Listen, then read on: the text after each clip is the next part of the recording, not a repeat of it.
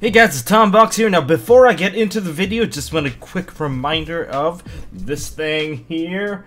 This is my Masterpiece versus VFD mat. The backside is VFD. This is a two-player mat. This is a cloth mat inked in very deeply. And just gonna show you guys this. There is a giveaway for this particular mat down in the description below. So just click the giveaway link, and I guess now let's get straight into our video. Woo.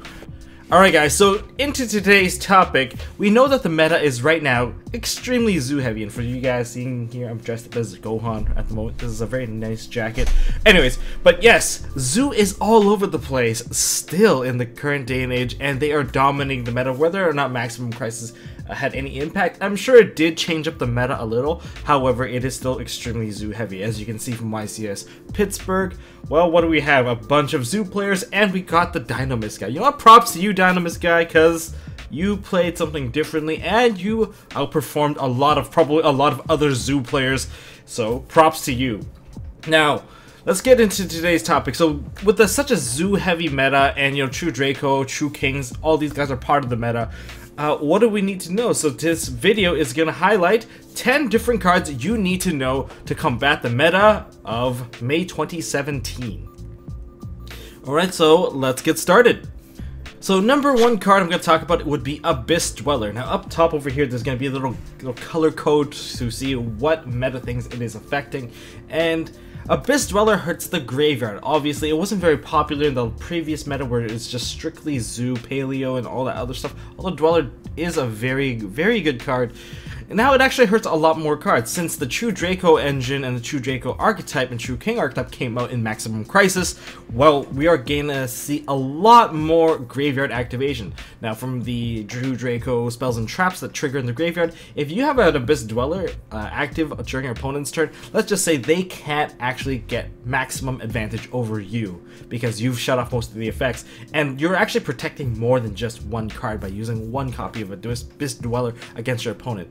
And dinosaurs, they are still a very big threat, and I don't like dealing with dinosaurs because once they get their combo going, they are basically the deck to OTK or set up unbreakable boards. Although with the current hand trap situation of running 7 to 8 hand traps per deck, it's actually pretty easy to shut them off. But if you don't have access to, say, Ash Blossom, Joyous Spring, you can use Dweller to shut them off. You turn off the miscellaneous Saurus that will summon from the graveyard. You also turn off all the baby Sauruses, whether it be Petite Pteranodon or the baby Ceratosaurus. Turning all of those off doesn't allow your opponent to establish a very strong board. Therefore, you don't have to deal with the VFD board as often. And also, last resort against Zoo, although you know that this card isn't very good against Zodiacs, of course.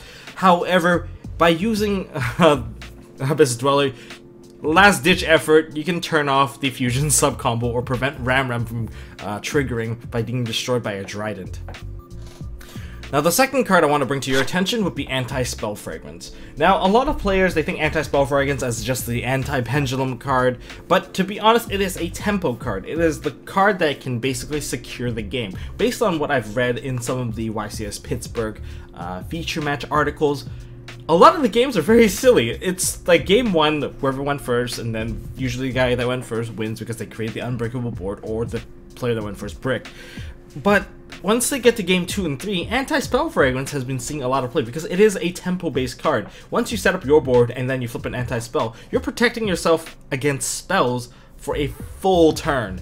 And that means there's not going to be any kind of Raigeki, there's not going to be any follow-up like Instant Fusion, and if they're trying to make Trident on you, once you kill off that Trident, there's nothing to really fear afterwards, unless of course they pop you off. But if you prevent the Trident from coming out in first place, well, what are they going to do exactly? Are they going to Instant Fuse? Are they going to Barrage? None of that can be basically used. The only problem would be if they have a Dragonic Diagram, which also gets hit by the anti-spell. So this is a tempo-based card, and of course, as added bonus, you don't have to worry too much about the pendulum matchup. You don't have to worry about your opponent basically board wiping you. So in other words, this is one card that you can use against the current meta, and against True Draco Zoo, against Zodiacs, it's also very good. And the only deck that I would say kind of blows a little would be Dinosaur, since Dinosaurs can technically play without the diagram and really just rip out your extra deck. But yes, Anti-Spell, definitely give it a try. The third card I want to bring to your attention would be Forbidden Chalice. Now, aside from just turning off that Dryden in particular, or maybe preventing a Daigusto Emerald from going off, stuff like that, this card has even more uses because it also stops True King of All Calamities from shutting off your entire turn. So if they go into VFD True King of All Calamities and then they decide to use their effect during standby phase, you can chain this card and basically allow yourself to play the turn. Because once you're under a True King of All Calamities effect, you're basically stunned out for most of your monster effects, and that really hurts, unless of course you have a masterpiece that's unaffected, or maybe you have paleo monsters that can play around your opponent. Aside from that, you're pretty much stunned out, and Forbidden Chalice will allow you to get that play going.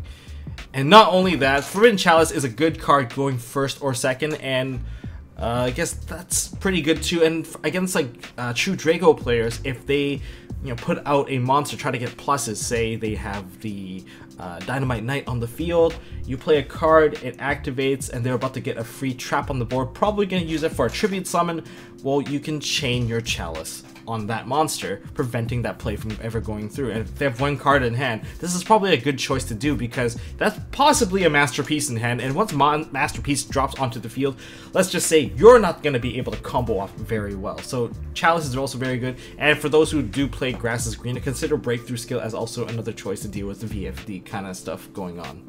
Card number 4 is going to be My Body as a Shield. Now this is no surprise, this is a card that was used in the previous meta. Now, the previous meta, let's recap. We used it for Dark Hole, Raigeki, we used it against, what else? Kaiju Slumber, Ghost Ogre, and Dryden. These are very common things that are still very much valid today. And in addition to that, My Body as a Shield now can interrupt plays. And what do I mean by that is, now with the new release of the Zodiac Trakenan, we can use it to revive Ram Ram, and we can use Dryden to pop the Ram Ram to summon out the second Zodiac Rapier, which can go into the Daigusto Emerald without using Fusion Sub. So basically the one card opening can still do the very same play. Okay, now moving forward from that, what it means is when your opponent goes into the Dryden, now after Laika or Chakina has revived the Ram Ram, and then they go into the Daigusto Emerald play, when they try to go to the Daigusto Emerald play, before that happens, they have to go into a Dryden, and Dryden will detach to pop the Ram Ram, or else you can't use it as an Xyz material. And at that moment, you can flip your My Body as a Shield, destroying your opponent's Dryden, negating the effect, and also preventing the Daigusto Emerald from ever coming out. I think that's actually pretty neat, a very strong thing to do, and not only did you kill off the Dryden, you opened up your own turn against basically a Dryden-free board. However, you still have to be wary of that Ram Ram, because Ram Ram can revive a Dryden. If they have Whiptail, they can get that Dryden pop on your turn still. Now, in addition to that, dinosaurs don't like you using this card against them, unless of course they have miscellaneous swords to basically negate that or make it ineffective. Mainly because when they use Soul Devouring Oviraptor, it has to destroy a level 4 or lower dinosaur on their side of the field. And that point, you can use it and destroy their Soul Eating Oviraptor, preventing the destruction of their baby dinosaur that's usually being targeted. Therefore, it's a win-win, because now they don't have their combo and they don't get a bunch of free monsters on the field. So yeah, My Body as a Shield definitely gained a lot more flexibility, and let's continue on. Number 5, let's talk about tribute removals, more specifically Winged Dragon of Ra Sphere Mode. If you guys don't have this card, it did spike up quite a bit because it is very useful at breaking the unbreakable boards, the unfair turn 1 boards that people really hate dealing with. Boards that I'm talking about would be like a True King of All Calamities, sitting beside a Naturia Beast, also sitting beside another monster, which would be a Kaiju. So you can't Kaiju it off, you are basically stuck with no spells or monster effects, and that hurts a lot. You can't even Chalice anything because that monster's still there. So what do you do in this situation? Of course, Ghost Ogre is a very useful out, or you can just eat all 3 monsters with one card. With a Winged Dragon and Ra Sphere Mode. Yeah, sure, it's a little sacky. It's kind of like opening with a Kaiju. Same idea, but you can break that board. Other boards that you could break would be like the Dryden with the Emerald, plus a Dweller or a Karen Gorgon. You can break these boards too, because they always sit with 3 monsters. It's very common for people to sit with 3 or more monsters right now, which makes Winged Dragon Ra Sphere Mode basically like an unnegatable Dark Hole.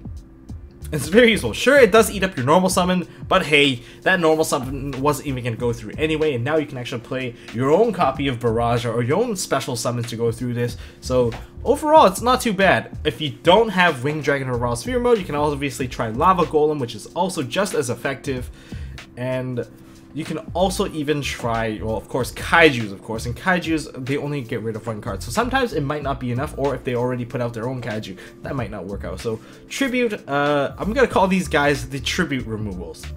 Next up, we have Ghost Ogre and Snow Rabbit. Of course, this hand trap regained a lot of popularity, since it gained a lot more value targets to hit. Now, Zodiacs, of course, we have the Zodiac monster, we have the Barrage. Now, in True Kings, we obviously have Dragonic Diagram. In fact, it's not just True Kings, all Dragonic Diagram variant decks. Yeah, hitting that is a priority card because Dragonic Diagram could potentially just trigger off a chain reaction of cards that could put you really, really far behind, or even set up an unbreakable board for your opponent. So hitting off that Dragonic Diagram is a must, even if they have a second copy, man. Just hit it off so that they have less resources to play with. Now, aside from hitting Dragonic Diagram, and say a Zodiac priority monster like a Broad Bull, or maybe when they're trying to use Rat's Effect, something like that, you can also use it against True King of All Calamities. In fact, this is one of the best outs against True King of All Calamity. Two reasons why.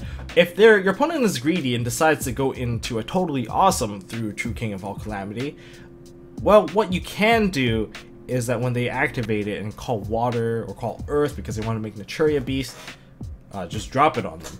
There goes the big problem monster, which frees up your entire next turn from being stunned out of monster effects, and that really hurts. It's basically being bullied into a corner, and now you fought back before it kind of got out of hand. So, well, that's why Ghost Ogre is so good right now. Number 7 would be Psyframe Gamma. Now, Psyframe Gamma is your... Basically, you can use it as an anti-hand trap, which can also bring out the Omega Justice for you. But all in all, it can only work when you control no monsters. So it is only effective during when you activate Dragonic Diagram, Terraforming, everything that you do preemptively. You can use it to actually bait your opponent because you do negate their card that they activate to counter you. Therefore, you get your card off, you negate theirs, and you get a free Omega. And getting that free Omega hurts them a lot because they're going to be playing with one card less in their hand every turn, and you can potentially put back some of your banished targets along the way. But aside from just hitting hand traps, of course, you can use it to, of course, stop Ash Blossom, you can stop Ghost Ogres, you can even stop a Trident, and stopping a Trident is good value. Of course, you can still get striked against your opponent, especially if you're going second. And you're also running, well, Psyframe Driver. He's not the most ideal monster to kind of top deck, because once you top deck him, you already shove him to the grave as soon as possible if you can, especially with Twin Twisters. But yeah, that's a thing that could happen too. But all in all, you can also use it against the True King of All Calamities, because True King of All Calamities is a problem card, because it is a card that most players that don't have access to Zodiacs or I guess some of the higher tier decks, you will see them in True King Dinos because, well, it's a very easy access card for them. And once they go into that card, losing all your monster effects is basically getting Azathoth or you're getting like Zexal. You can't play the game anymore. So by using Psyframe Gamma, when they activate their effect during standby phase, obviously you don't have a monster yet, and therefore you can activate Gamma, negate their monster, destroy it, and also put out a Psyframe Driver and then go into an Omega. So you basically turn their VFD into your Psyframe Lord Omega. Card number 8 is Drone Lockbird. Now, Drone Lockbird, we haven't seen this card become so popular since, well, the Necros format, but now it's come back thanks to Zodiacs and True Dracos. Let's go into the Zodiac part first. Zodiacs, what do we have? We have Tenki, we have Barrage, we have drawing combos from Daigusto Emerald, we have drawing from the Fusion Substitute combo, and all of these cards can be activated, well, basically in the same turn, maximizing you all the draw power, all the advantage that you can get. This is like an all-you-can-get advantage buffet here. And, well, Drone Lockbird basically locks you out mid-combo, and that's how I kind of like it. Some people might say this is like a poor man's version of Ash Blossom Joyous Spring, but I can see that this has a more long-term effect of shutting them out. So, overall, this card, after the Broad Bowl Surge, or you can see them trying to go into the Fusion sub, they might be putting out 2 Xyz monster on the board, and then you do that to them, well, that kind of sucks. They just added the Lunar Light monster into their hand, and now they have a Lunar Light monster in their hand that they can't activate, and that hurts. It does hurt a lot.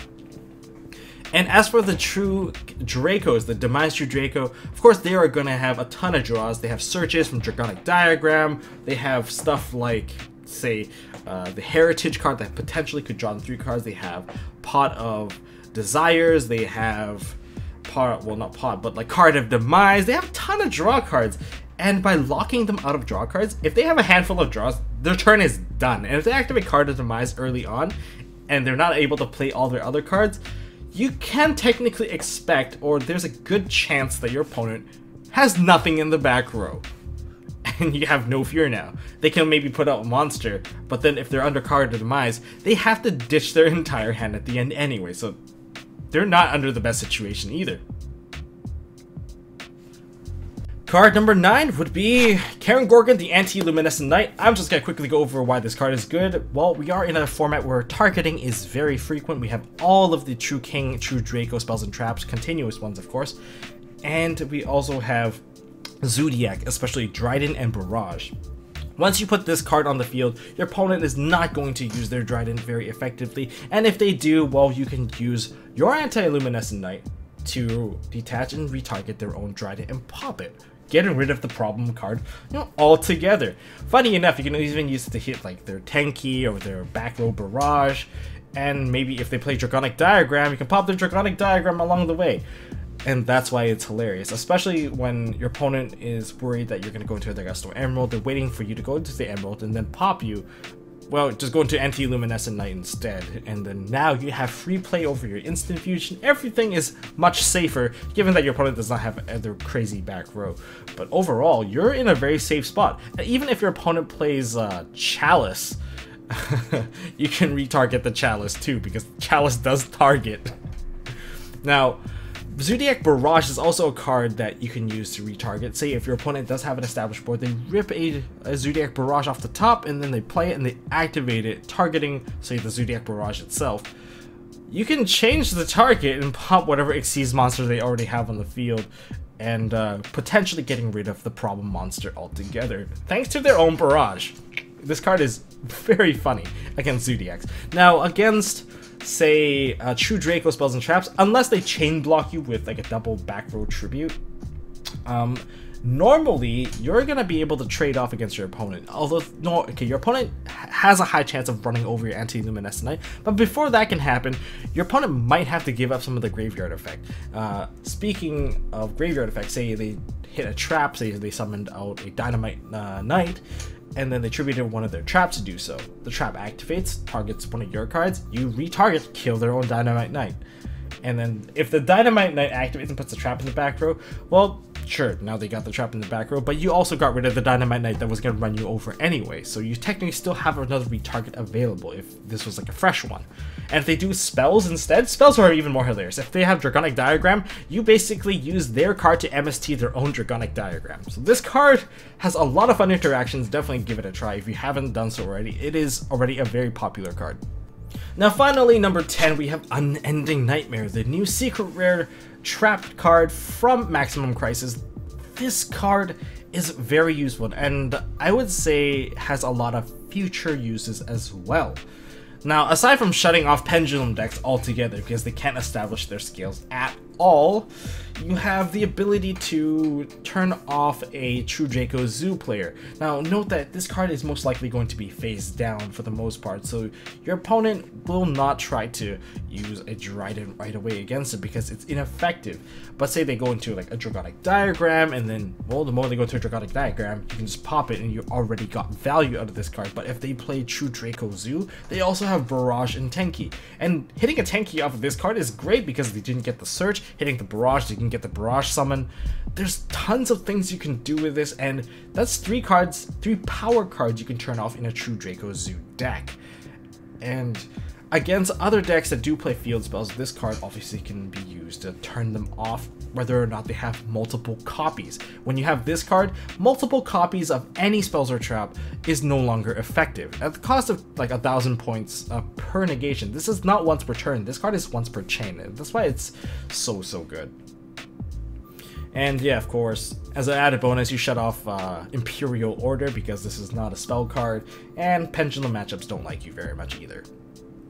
And just a little funny note on top for this card, yeah, you can use it to shut off Paleozoics.